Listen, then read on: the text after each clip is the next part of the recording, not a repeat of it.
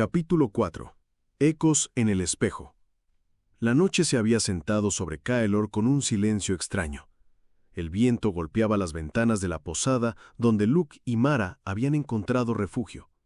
Pero en el interior, el aire parecía más pesado, cargado de presentimientos. La brújula de cristal, colocada sobre la mesa, vibraba suavemente, como si intentara avisar de algo que solo ella podía percibir. Mara escribía en su cuaderno, trazando símbolos que había visto en la torre de Chiron. Luke, sin embargo, no podía dejar de pensar en el reflejo oscuro del espejo de Orion. Aquellos ojos que lo habían mirado eran demasiado reales, demasiado cercanos. De pronto, la superficie del espejo pequeño de la habitación comenzó a temblar. No era un temblor físico, sino un destello interno, como si el vidrio hubiera adquirido vida propia.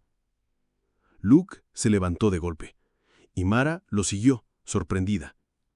Del reflejo surgieron voces, susurros que parecían provenir de cientos de bocas distintas.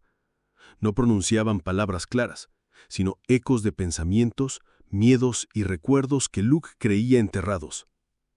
El espejo mostró imágenes de un bosque en ruinas, de un mar en llamas y de una ciudad partida en dos por una grieta luminosa.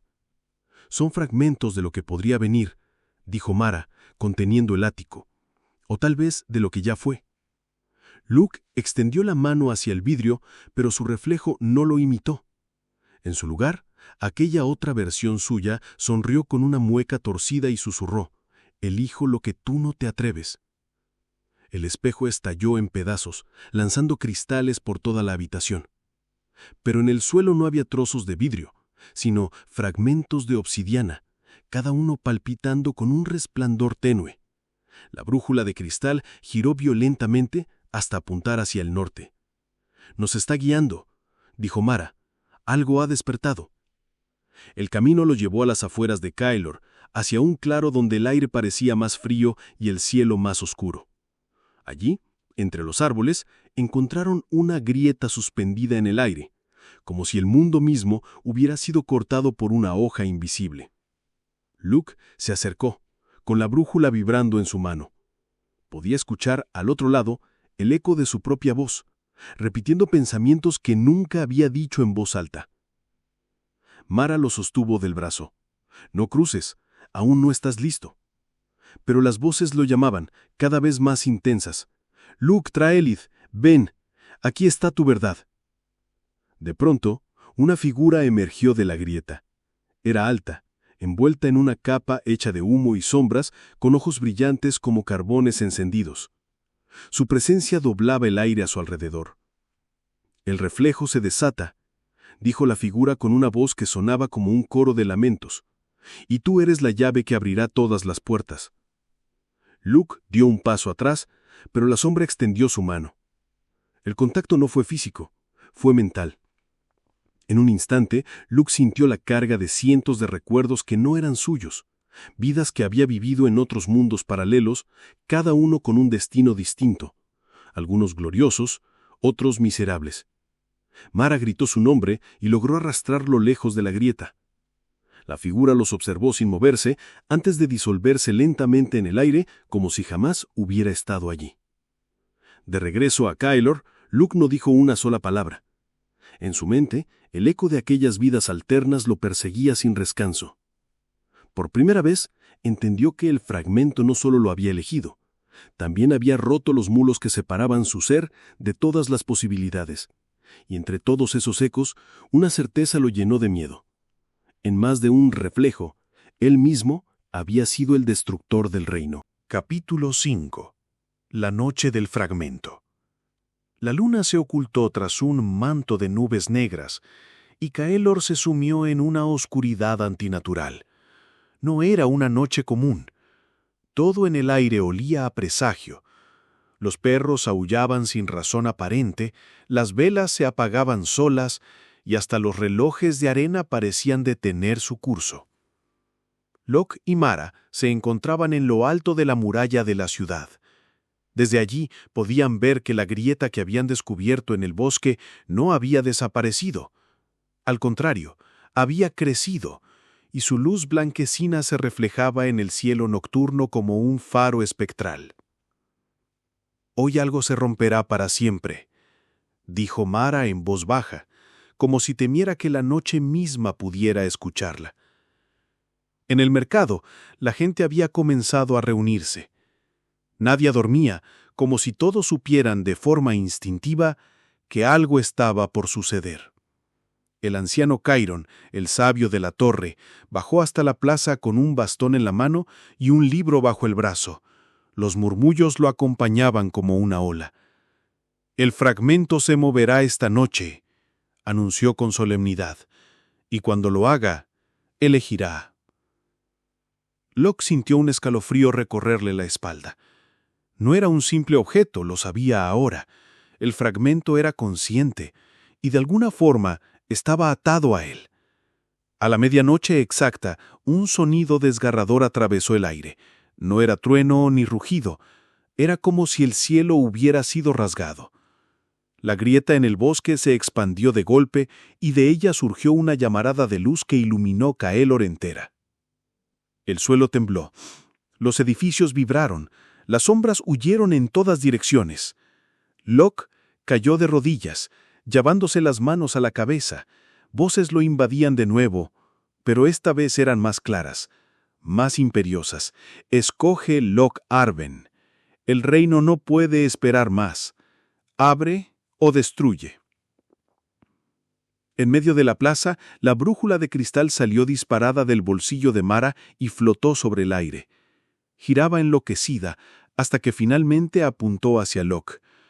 La gente retrocedió horrorizada, mientras el joven se levantaba lentamente, con los ojos iluminados por un resplandor azul. El fragmento apareció frente a él, una joya irregular, partida en su centro, que flotaba como si el viento mismo la sostuviera. Alrededor, la noche se volvió silenciosa, como si el mundo entero aguardara. Chiron levantó su bastón. «No lo toques», advirtió. Pero Locke ya lo había hecho. El contacto fue como recibir un rayo en el alma. Su cuerpo entero se estremeció y las visiones lo consumieron. Ejércitos marchando bajo estandartes negros, mares partiéndose en dos, ciudades destruidas, y también un futuro donde Caelor brillaba como nunca, protegida por su propia mano. El fragmento ardía entre sus dedos. La grieta en el bosque se estremeció, como si respondiera a su decisión. Mara lo llamó por su nombre, desesperada, pero Locke no respondió. Sus ojos seguían fijos en el resplandor, y en ese instante comprendió que ya no era un muchacho común, era el guardián de un poder que podía cambiar el curso de la historia. Cuando la visión terminó, Locke estaba de pie en el centro de la plaza. El fragmento flotaba sobre su pecho, fusionado con él. Todos lo miraban con miedo y reverencia. Chiron bajó la cabeza, como quien reconoce el inicio de una era que no podrá detener. «El reino ha sido marcado», susurró el anciano. «Y la noche del fragmento apenas comienza». Capítulo 6. El llamado del viento. El amanecer llegó a Caelor cargado de un silencio inquietante. Las campanas de la ciudad no repicaron, los mercados no abrieron, y la gente se ocultaba tras las ventanas, temiendo mirar hacia el cielo. El eco de la noche del fragmento aún se sentía en cada rincón. Luke despertó en su habitación, pero no recordaba haber llegado allí. Mara estaba a su lado, con el rostro cansado y los ojos enrojecidos. El fragmento seguía adherido a su pecho, como una joya viva que latía el ritmo de su corazón. «No eres el mismo, Luke», dijo Mara apenas en un susurro. Él no respondió. En su mente aún resonaban las visiones de la noche anterior. Pero había algo más, un murmullo que no lo abandonaba, un susurro que parecía venir del viento mismo, llamándolo por su nombre. Decidió salir a caminar. La ciudad lo observaba con recelo.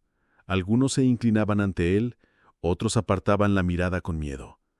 Chiron lo esperaba en la plaza apoyado en su bastón. El fragmento eligió muchacho, pero su elección no es un regalo, sino una deuda. Y ese murmullo que escuchas es el llamado del reino. Luke lo miró, confuso. ¿Del reino? Sí, hay fuerzas más antiguas que los hombres. Cuando el viento habla, es porque quiere que lo sigas. Esa misma tarde, los cielos comenzaron a agitarse. El viento soplaba con una fuerza inusual, formando remolinos que parecían señalar un rumbo. Las banderas del castillo se desgarraron, y los árboles del bosque se inclinaron hacia el norte. Luke cerró los ojos. Las voces se intensificaban. Ven, portador, ven al confín donde el cielo toca la tierra. Mara lo sujetó del brazo. No irás solo, dijo con firmeza. El viaje comenzó al amanecer del día siguiente. Abandonaron Caelor por el camino del norte acompañado solo por un caballo viejo y un mapa incompleto. El viento era su verdadera guía, empujándolos a través de colinas y valles. Durante el trayecto, Luke notó algo extraño. El fragmento reaccionaba al viento. A veces brillaba con intensidad, otras vibraba como si respondiera a una presencia invisible.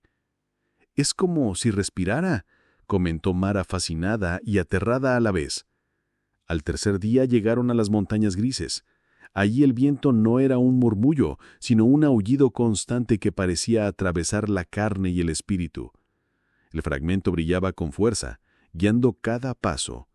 En la cima de un risco, el aire se partió en un torbellino y en su centro apareció una figura, un hombre cubierto con un manto de plumas blancas cuyos ojos reflejaban el cielo. «Portador», dijo la figura con una voz que era viento y trueno. «Ha sido marcado y el reino espera. Pero antes de que avances, debes escuchar el llamado y decidir si lo aceptarás». Luke dio un paso adelante. El viento lo rodeaba como un coro invisible, presionando cada fibra de su ser. «¿Qué sucede si digo que no?», preguntó temblando. El hombre alzó el rostro al cielo, y el viento rugió con furia. «Entonces el reino buscará otro, y tú serás consumido por lo que portas». Luke cerró los ojos. El fragmento ardía en su pecho, respondiendo al llamado. Podía sentir que aquel momento definiría su destino. Tras un silencio eterno, abrió los ojos y dijo con voz firme: «Escucharé al viento, seguiré el llamado». El hombre de las plumas asintió lentamente y el torbellino se deshizo. Pero su voz quedó flotando en el aire. «Entonces, que los cielos sean testigos. El reino ya no volverá a ser el mismo».